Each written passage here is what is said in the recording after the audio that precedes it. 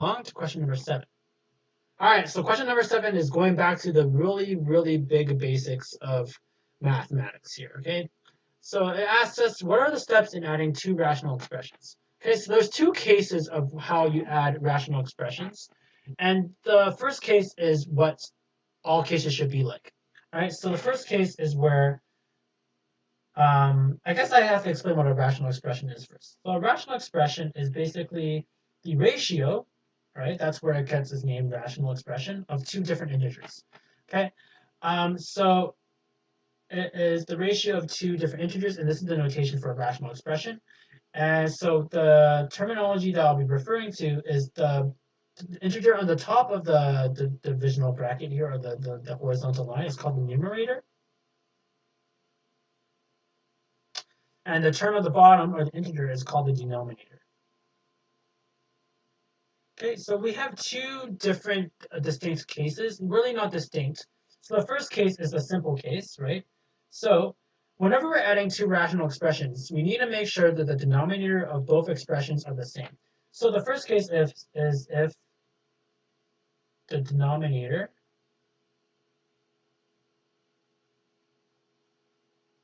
are the same. Okay? If the denominators are the same, so if we have an expression such that we have a plus, I guess, expression b plus c plus expression b, c over b, then we have, all we have to do is just add the numerators together. Okay? So that's equal to a plus c over b. Okay, so an example, let me write an example here. So if we have, let's say, 1 over 2 plus 3 over 2, right? That will be equal to 1 plus 3 over 2, right? And we simplify, we get 4 over 2, and we know that 2 is a multiple of 4, or 4 is a multiple of 2, so we can simplify and we get 2. Okay, so that's the first case, right? So in all other cases, you want to attain the first case because that's how you add, right? So the second case is if the denominators are not the same. And this is multiples. Mostly all the cases that you encounter is going to be of this kind. Okay. So if the denominators are not the same, not the same. Okay. We have a little bit of a conundrum. Okay. Because let's say if we have the rational expression a over b plus c over d, right? So we need to make sure that these denominators are the same. So we need to first of all do something else to add these rational expressions together. And the thing that we need to do is to find the least common multiple of these two denominators. Okay. So what do I mean by least common multiple? Okay. Now, this is not the least common multiple rule or the least common denominator rule is not really a rule per se. It's more of a guideline of how to add rational expressions together. If you really wanted to, you could find any amount of multiple that you wanted, and you can convert your denominator to that multiple. So let's talk about converting your rational expression first, and then I'll talk about why you want to find the least common multiple. Okay. So let's say that you've had a rational expression, let's say 5 over 4. Okay, so first of all, what is a multiple of 4, right? So when we talk about multiples of 4, we're talking about 4, 8, 12, 16, right? So that's what we call multiples, right? What we mean by multiples is that they are basically groupings of 4. Okay, so 4 is a multiple of one group, right? So there's one group of 4. And then 8 is two groups of 4, so we call that a multiple of 4. Okay, so how it so happens is that numbers can have the same multiples of different numbers. Okay, so for example, and this is getting to really basic math. Okay, so if you have 2 and 4, okay, as our numbers here, okay. 8 can be written as a multiple, as two multiples of 4, right? And if you want, it could be 2 multiples of 4 apples. I don't know how basic we want to go. Or it could also be 4 multiples of 2, right? So each number can be different multiples of different numbers. That's what I mean by that, okay? So going back to our question, our example here of converting our denominators, right? So if we wanted to convert 4 to be, I guess, 16, right?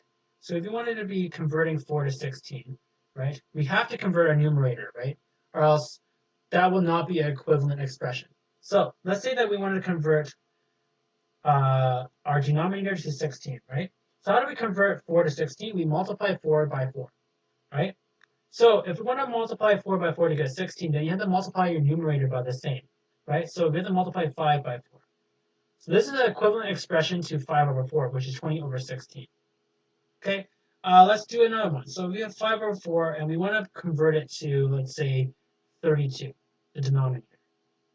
Okay, so if we want to convert it to 32, for example, then how do we convert the numerator? Well, 4 to 32 is 4 times 8 is equal to 32. So we have to multiply our numerator by 8, which is going to be 40 over 32. So these are equivalent rational expressions. Okay, so now that we have talked about how do we convert denominators and convert the rational expression to be equivalent, we can now talk about finding the least common multiple and converting our rational expressions. Okay, so in our example here, we're going to use 1 over 2 and 1 over 3. Okay, so we need to find a least common multiple of 2 and 3. Okay, so we're going to find a least common multiple of 2 and 3. Okay, so let's list out some multiples of 2. So the multiples of 2 are 4, right? So 4 is 2 multiples of 2, 6, which is 3 multiples of 2, 8, what am I doing? 10, 12, 14, 16, 18. Okay, so I've just listed out different multiples of 2, right? So 2 multiples of 2, 3 multiples of 2, 4 multiples of 2, 5 multiples of 2. All right, cool. Let's list out some multiples of 3. Well, we have 2 multiples of 3, which is 6, 9, 12, 15, 18, 21. Okay, so I just listed out some multiples of 3. Okay, so let's find the common multiples between these, right? So we have a few common multiples. We have 12, we have 6, right? And we have 18, okay? So why we want to find the least common multiple is that we want to convert our expressions into more simpler expressions. So we could use a multiple of 18 in this case here, but we'll have to simplify our final expression a little bit more, and it'll take a lot more work, right? So if we use the least common multiple, our simplifying and our calculations are a lot more simpler, basically. That's why we use the least common multiple. You can use any multiple that you want, but using the least common multiple is the most efficient way of calculating the addition of rational expressions. So here, our least common multiple is 6, so we're going to use that. So like I said, in converting our expressions, rational expressions to other equivalent expressions, we have to multiply our numerator and denominator by the same factor. Okay, so to get 1 over 2 to be 1 over 6, we have to multiply the numerator by 3. Okay, and in the same way, to get 1 over 3 to something over 6, we have to multiply our numerator by 2. So these are equivalent expressions for 1 over 2, which is 3 over 6, and 1 over 3, which is equal to 2 over 6. So now 1 over 2 plus 1 over 3 can be written as 3 over 6 plus 2 over 6. And now we have gone back to our first case, and our first case tells us that the addition of two rational expressions with the same denominator is equal to 3 plus 2 divided by 6, which is equal to 5 over 6. So that is how you add two rational expressions where the denominators are the same and the denominators are not the same. Okay, so this solution is correct, or this explanation is correct. Nice. All right, question number 8.